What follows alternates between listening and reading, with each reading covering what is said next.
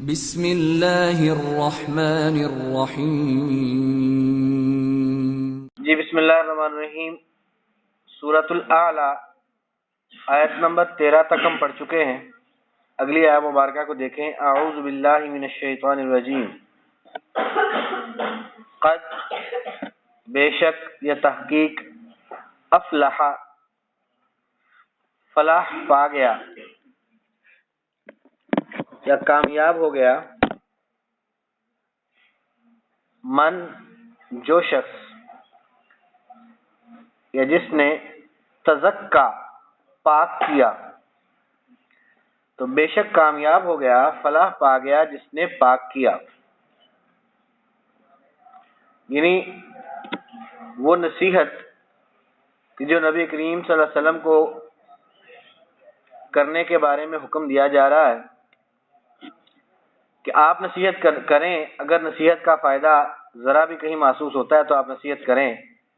جو اللہ سے ڈرنے والا ہے وہ نصیحت حاصل کرے گا، اور جو بدبخت ہے وہ اس سے بچنے کی کوشش کرے گا، اور انجام اس کا یہ ہوگا، یعنی وہ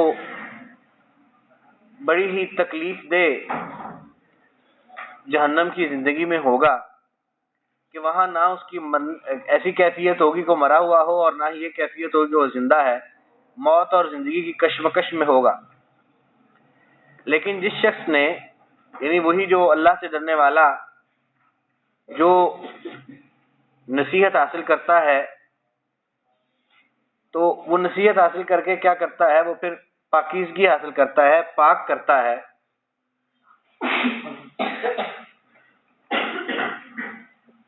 کس چیز کو پاک کرتا ہے؟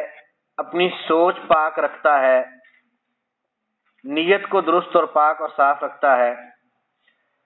جب سوچ اور خیالات پاکیزہ ہوتے ہیں تو اعمال بھی خیالات کے تابع ہوتے ہیں، تو جب خیالات پاکیزہ ہو جاتے ہیں تو پھر اعمال بھی پاکیزہ ہو جاتے ہیں، تو وہ اپنے آپ کو پاک رکھتا ہے ہر گناہ سے، ہر بری بات سے، ہر بری سوچ سے۔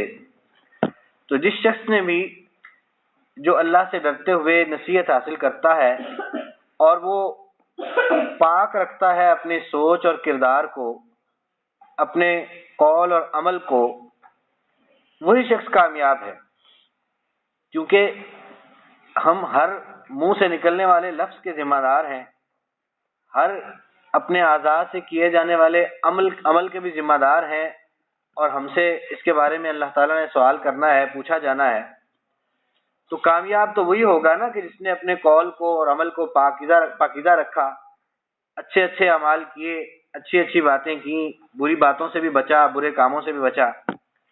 اس لیے اللہ تعالیٰ فرماتے ہیں کہ قد افلح، بے شک کامیاب ہو گیا، من جس نے تزکا پاک کیا، وذکر اسم ربہ، و اور ذکر ذکر کیا، اسم نام کا، ربہ رب اس کا، ربہ رب اس کا، یعنی اپنے رب کا، تو اسم ربہ اپنے رب کے نام کا، وذکر اسم ربہ اور ذکر کیا اس نے نام کا، ربہ اپنے رب کے، یا وذکر اسم ربہ اور ذکر کیا اس نے اپنے رب کے نام کا، فصلی پھر نماز پڑھی۔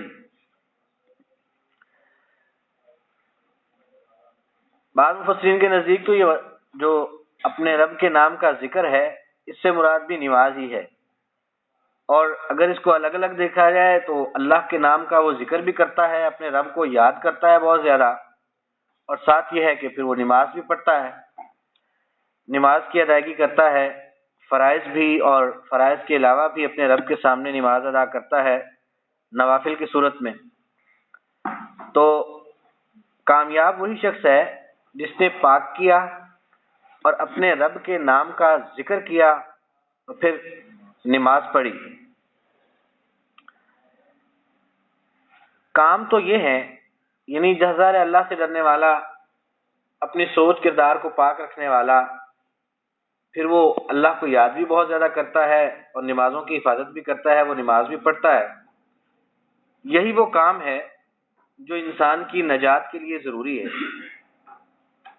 لیکن مسئلہ یہ ہے کہ انسان جو غافل ہے، جو ہم نے پہلے صورت پڑھی سورۃ الغاشیہ، کہ وہ غاشیہ سے بھی غافل ہے، اپنے رب کو بھی بھولا ہوا ہے، قیامت کا اس کو احساس ہی نہیں، وہ یاد ہی نہیں کہ اس کے ساتھ کیا ہونے والا ہے. اپنے انجام سے غفلت کی وجہ سے وہ اپنی ان ذمہ داریوں سے کہ اس نے اپنے سوچ اور کردار کو پاک کرنا ہے، اس نے اپنے رب کو یاد کرنا ہے، یاد رکھنا ہے اور نماز پڑھنی ہے، یہ سارے معاملات اس کے لیے ناگزیر تھے، اس کی نجات کے لیے. دنیا میں بھی اس کی بھلائی کے لیے ضروری تھے، آخرت میں بھی اس کی نجات کے لیے ضروری تھے. لیکن مسئلہ انسان کے ساتھ یہ ہو گیا کہ یہ آخرت کو بھول گیا اور دنیا کو اس نے سامنے رکھ لیا. اللہ تعالیٰ فرماتے ہیں کہ بلکہ یعنی ایسا ہے نہیں. کامیاب تو وہی شخص تھا جس نے پاک کیا، پاکیزگی حاصل کی اور اس نے اپنے رب کے نام کا ذکر کیا اور نماز پڑھی. کامیاب تو وہی تھا. لیکن بلکہ تؤثرون، تم ترجیح دیتے ہو، تم فوقیت دیتے ہو، تم زیادہ اہمیت دیتے ہو الحیات الدنیا، دنیا کی زندگی کو. تمہاری ترجیح دنیا کی زندگی ہے. ہر وقت تمہیں دنیا کی فکر رہتی ہے، اپنے بارے میں بھی اور اپنے بچوں کے بارے میں، اپنے اعزاء و اقارب کے بارے میں. دنیا کیسی اچھی ہوگی، کون سی تعلیم ہے جو دنیا میں اچھا اسٹیٹس اور اچھا عہدہ اور اچھی حیثیت دلائے گی، کون سا ہنر ہے، کون سی تربیت ہے کہ جس سے دنیا میں لوگ جو ہے مجھے اچھا سمجھیں گے.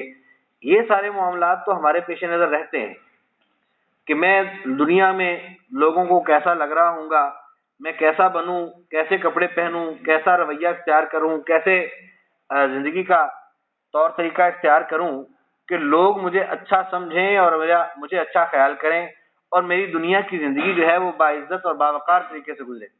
یہ تو ہر ایک کے پیش نظر رہتا ہے اور ہر بندہ اس کے لیے کوشاں رہتا ہے اپنی اپنی حد تک اور اپنے اپنی سوچ کے مطابق، اپنے اپنے انداز میں. لیکن آخرت میری کیسی گزرے گی، مرنے کے بعد میرا کیا حال ہوگا، میں جو اپنے اعمال کر رہا ہوں ان اعمال کے نتیجے میں میری قبر میں میرے ساتھ معاملہ کیسا ہو سکتا ہے، میدان حشر میں میرے ساتھ کیا ہوگا، پل صراط سے گزرتے ہوئے وہاں پر کیسا معاملہ بنے گا میرے ساتھ، ان چیزوں کی فکر نہیں ہے. فکر ہمیں دنیا کی ہے. ہم نے اولین ترجیح دنیا کو بنا لیا، وہ دنیا جس کا پتہ نہیں کہ وہ صبح گئی یا شام گئی، کون سا دن ہوگا کہ کس دن ہماری باری آ جائے گی اور یہ دنیا ہمارے لیے ختم ہو جائے گی.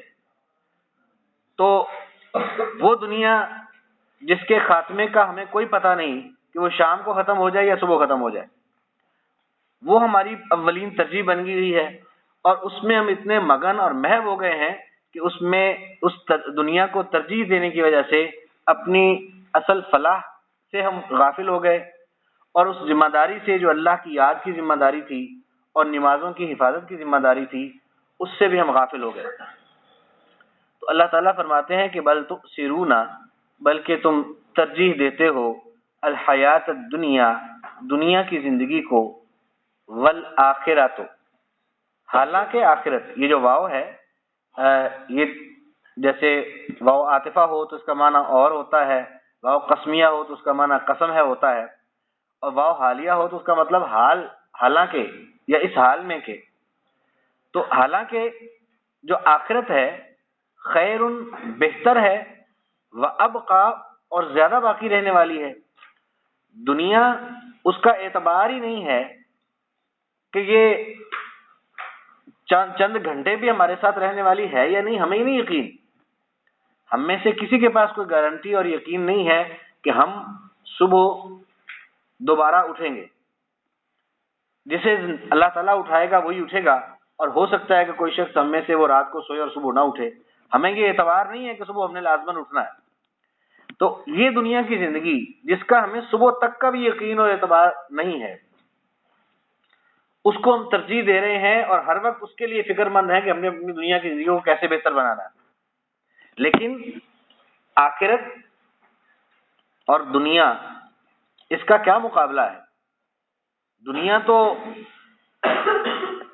یعنی ایسے ہی ہے جیسے بس پلک جب وقت گزر جاتی ہے. ابھی جو پچھلی زندگی ہم گزار چکے ہیں اس کا ذرا ہم ہر بندہ اپنی اپنی جتنے سال ہم زندگی کے گزار چکے ہیں ان کی طرف دھیان دوڑائیں ذرا، تو یوں ہی لگتا ہے کہ بس اگلے دن کی بات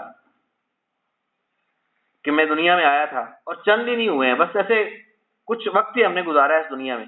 اور یہ انسان جو ہے وہ چاہے 100 سال بھی گزار لیتا ہے نا تو اسے وہ گزرے ہوئے لمحات ایسے ہی محسوس ہوتے ہیں. اس دنیا کی زندگی کی کوئی حیثیت نہیں، ہمیشہ رہنے والی اور دائمی زندگی جو ہے وہ تو آخرت کی ہے. تو ہم دنیا کے آرام کے لیے اگر پریشان رہتے ہیں تو دنیا کا آرام تو بڑا عارضی ہے، یہ تو ناپائیدار ہے. آخرت کا آرام اور سکون ہمیشہ کا ہے. تو جتنی پریشانی ہمیں دنیا کے آرام اور سکون کے لیے ہوتی ہے، آخرت کے آرام اور سکون کو حاصل کرنے کے لیے ہمیں اس سے کئی گنا زیادہ پریشانی ہونی چاہیے. جبکہ معاملہ الٹ ہے، دنیا کے آرام اور سکون کے لیے تو ہم پریشان ہوتے ہیں، آخرت میں آرام اور سکون ہمیں ملے گا یا نہیں ملے گا اس بارے میں ہم بالکل لاپرواہ ہوئے پڑے. تو اللہ تعالیٰ فرماتے ہیں کہ یہ بڑی احمقانہ بات ہے کہ وہ دنیا جو فانی ہے، جو کسی بھی لمحے ختم ہو سکتی ہے، تم اسے ترجیح دے رہے ہو. والآخرۃ، حالانکہ جو آخرت ہے، خیرن، وہ بہت بہتر ہے.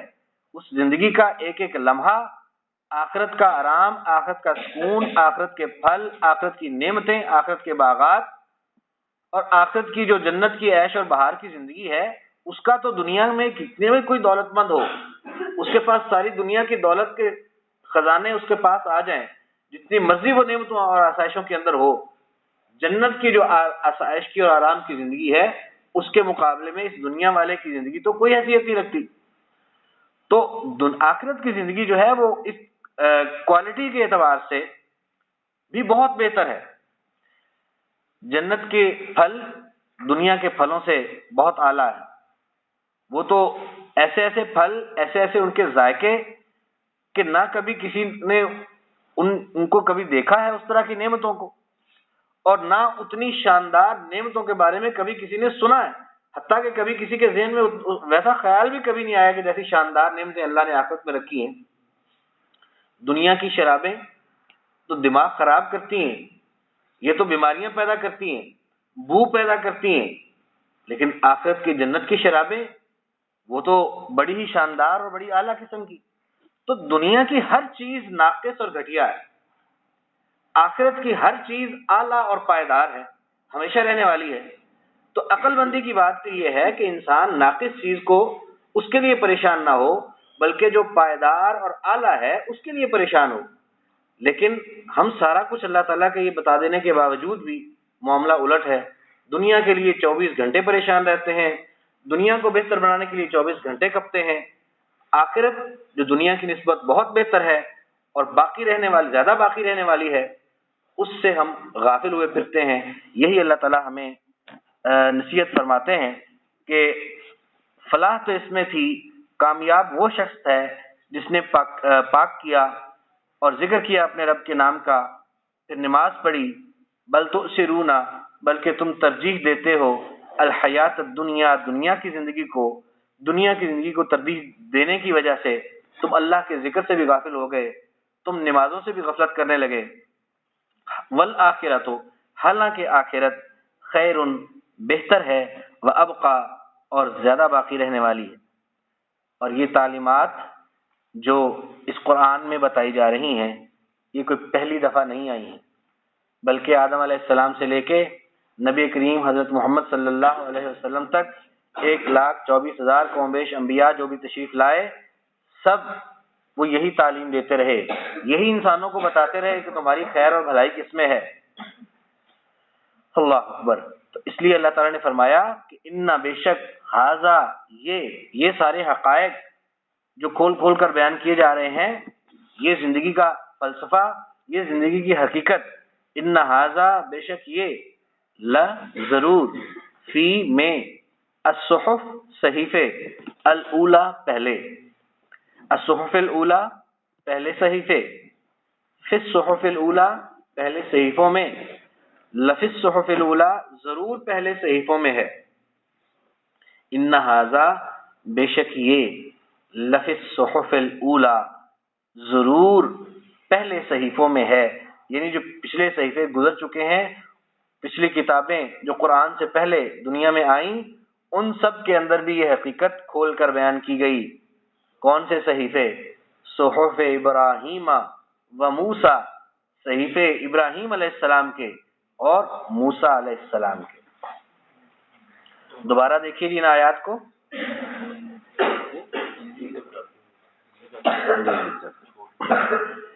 تو انگلی ضرور رکھ لیا کریں ان الفاظ کے نیچے جو پڑھے جا رہے ہوتے ہیں، تاکہ ان کا ترجمہ نظر آپ کی ان پر ہو اور ذہن میں آپ کا آواز جو ترجمے کی آئے وہ بیٹھ جائے۔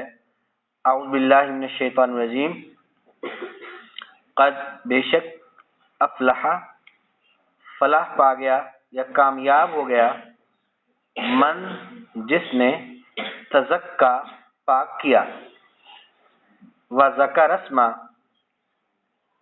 اور ذکر کیا نام کا، ربہ اپنے رب کے، وذکر اسم ربہ اور ذکر کیا اپنے رب کے نام کا، فصلی پھر نماز پڑھی، بل تؤثرون بلکہ تم ترجیح دیتے ہو، الحیات الدنیا دنیا کی زندگی کو، والآخرۃ حالانکہ آخرت، خیر بہتر ہے، وابقی اور زیادہ باقی رہنے والی ہے، ان ھذا بے شک یہ، لفی الصحف الاولی ضرور پہلے صحیفوں میں ہے، صحف ابراہیم صحیفے ابراہیم علیہ السلام کے، و موسیٰ اور موسیٰ علیہ السلام